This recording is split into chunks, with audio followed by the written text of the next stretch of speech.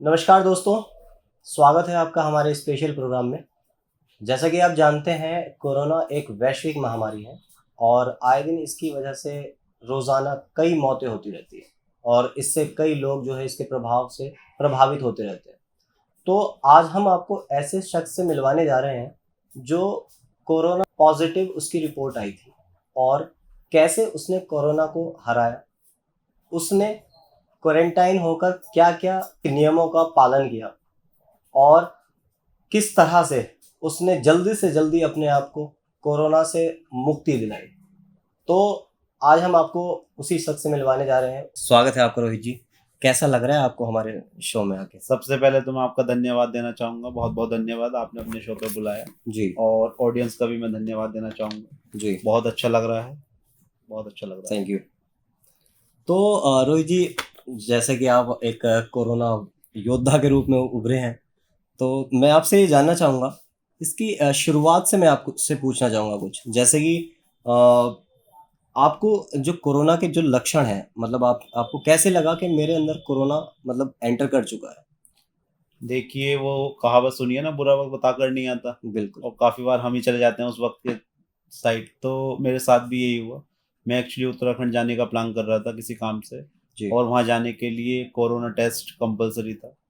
तो यही main reason रहा कि मैं कोरोना की चपेट में आ गया, मैं टेस्ट कराया और फिर टेस्ट पॉज़िटिव निकला। मुझे ओके। वैसे कोई सिम्पटम्स वग़ैरह नहीं था इसका।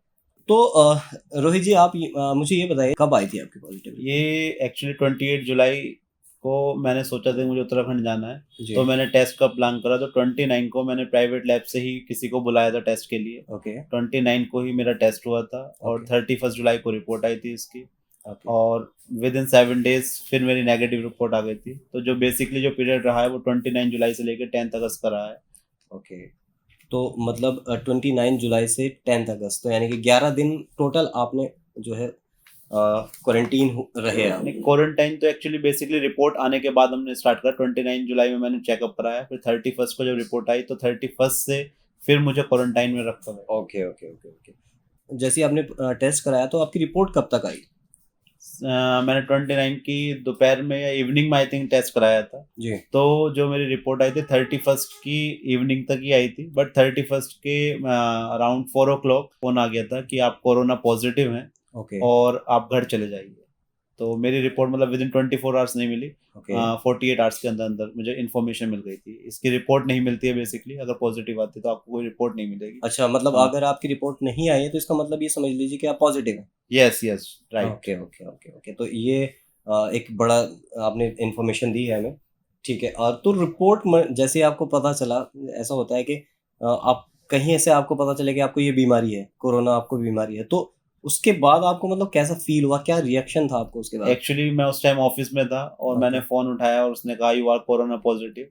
तो बहुत ज़्यादा शॉकिंग लगा। एक्चुअली ओके, मुझे कोई प्रॉब्लम थी नहीं, कोई सिम्पटम्स नहीं था। ओके। तो शॉकिंग इसलिए लगा कि मैं सही हूँ फिर भी कोरोना पॉज़िटिव, तो अब मुझे क्या करना पड़ेगा कि मेरी नेगेटिव रिपोर्ट आ जाए। बिल्कुल, बिल्कुल। दूसरी चीज़ थोड़ा ये भी डर लगा कि अब मुझे कहीं क्वारंटाइन सेंटर ना ले जाएँ ये और भी। सारा जो काम, वर्किंग प्रेशर सब चीज़ें मैनेज होने से दिक्कत हो जाएगी। जी, जी, तो जी। उसके बाद मैंने फिर इमीडिएटली अपना ऑफ़िस बंद कराया और मैं अपने घर गया। घर ओके, वालों को इन्फॉर्म करा और अपने ओके, आप को मैंने क्वारंटाइन कर लिया।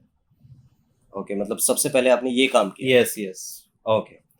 तो जैसा कि आपने टेस्ट करा लिया, उसके बाद जैसे हमारा एडमिनिस्ट्रेशन है, मतलब हमारा प्रशासन है और हमारी मेडिकल टीम है, तो उन्होंने आपका कोई योगदान दिया इसमें?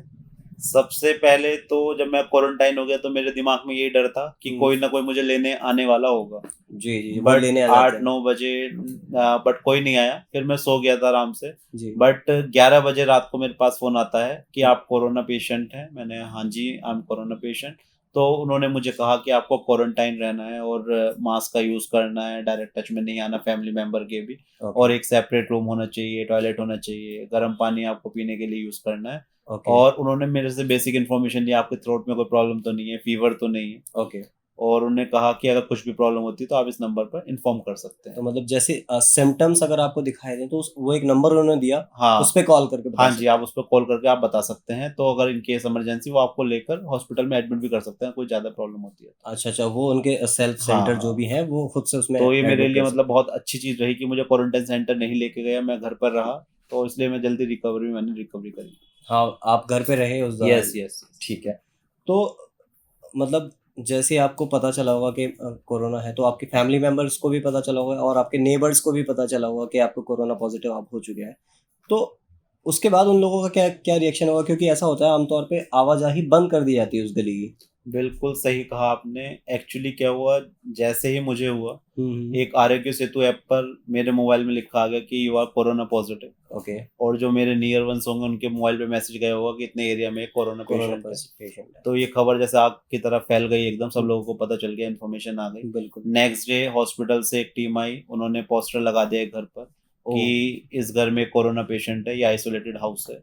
और जो हमारी गली थी उसे प्रॉपर सील कर दिया गया। ओके। और घर वालों की भी रिएक्शन ये थी कि तूने चेकअप क्यों कराया, जब तू सही था, थोड़ा रुक के चला जाता।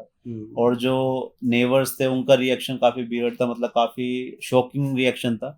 उन्हें ये लगा कि मैं कोरोना को कहीं से पकड़ कर ले आया अपने साथ। मतलब या उनको ये लगता है, मतलब ऐसा हाँ होता है पड़ोसियों को ये फील होने लगा कि कहीं कोरोना लेके आया है, हमें हाँ ना हाँ कर दे। हाँ, कि मतलब कहीं मार्केट था, मैं वहां गया, वहां से मैंने उसे ले लिया अपने साथ। क्योंकि सबसे ज्यादा जो क्वेश्चन मेरे से पूछा गया, जो फोन आया कि भाई कहाँ से लेकर आए। तो मुझे भी नहीं पता मैं कहाँ से लेकर सीधी सी आया, बात बट है। ये क्वेश्चन सोच के दिमाग में थोड़ा वो होता है। और लोग मतलब थोड़े होता है ना, बिहेवियर में बहुत ज़्यादा चेंजेस देखने को मिलते हैं। अच्छा। हाँ, जैसे कुछ लोग एकदम बहुत दूर से इस तरह मुझे देख रहे हैं कि मेरे अंदर मतलब सींग निकल आए मेरे, या कुछ अलग से चेहरे पे कुछ चेंजेस हो गए बिल्कुल होंगे। बिल्कुल बिल्कुल, आप सही जैसे कह मैं रहे हैं। छत पर घूमता था तो पड़ोसी आपस में बात करते इन्हें कोरोना हो गया है। तो ये सब चीज़ें चेंजेस देखने को मिले मुझे काफ़ी, जो मेरे ये मतलब मनोबल गिराने वाले थे टोटल। बिल्कुल आपका मनोबल हाँ गिराने जी, वाले हाँ थे, जी। या और उनके दिमाग में मानसिकता कुछ और थी। जो मुझे फ़ील हुआ, उन्हें ये लगा कि जैसे मैं जानबूझ के कोरोना मुझे हो गया है। ओके। और मुझे कोरोना नहीं, मतलब मैं कोई आतंकवादी हूँ। ओके। और इस तरह से देख रहा है कि मैंने जो गली मेरी वज़ह से सील हो गई, उनके व्यापार रुक गए। तो वो मतलब मुझे एक तरह से विक्टिम मानने लगे कि सब कुछ इसकी वज़ह से इसकी रेस्पॉन्स। वजह से हाँ, हुआ है। ये है चीज़। ये मानसिकता हाँ फैली जी, हुई हाँ है। जी, हाँ जी। Okay okay.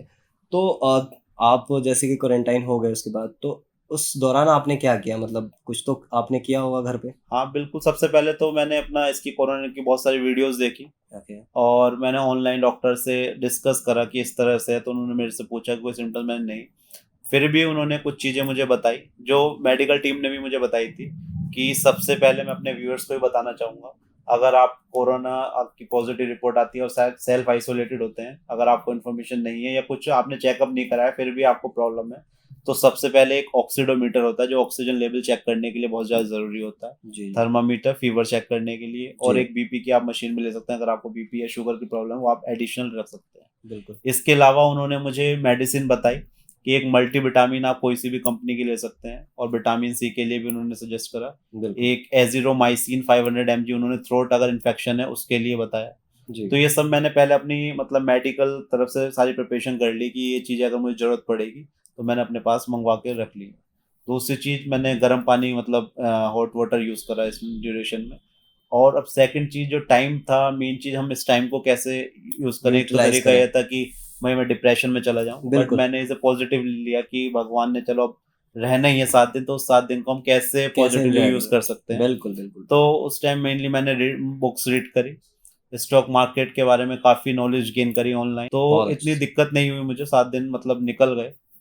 ठीक है, तो सर जैसे आपने तो टेस्ट करा लिया और आपने कोरोना को हरा भी दिया है, तो अब आप लोगों को, हमारे व्यूअर्स को क्या सलाह देना चाहेंगे? मतलब उनको चेकअप कराना चाहिए या नहीं कराना चाहिए अगर? इसमें एक्चुअली काफ़ी सारी ओपिनियन हो सकती हैं, बट मैं आपको अपनी आप बीती सुना रहा हूँ। तो अकॉर्डिंग टू मी, अगर आपको लगता है कि कोई सिम्टम्स है, आपको फीवर हो रहा है या थ्रोट इन्फेक्शन है, तो आप अपने आप को बिना चेकअप के ही क्वारंटाइन कर लीजिए। और जो भी चीज़ें जैसे मैंने आपको मेडिसिन बताई, या आप जो भी प्रिकॉशंस ले सकते हैं, तो आप वो लीजिए। क्योंकि अगर आप चेकअप भी कराते हैं तो कोई एज सच मेडिसिन तो इसके लिए कोई है ही नहीं। जी। और आप खुद ही सही हो सकते हैं, तो आप खुद ही मतलब प्रिकॉशंस लेके आप स्टेप लीजिए। और अगर आपको लगता है बहुत ज़्यादा सीरियस सिम्टम्स हो रहे हैं और आपकी रिकवरी नहीं हो पा रही, तो आपको कोरोना का चेकअप कराना चाहिए।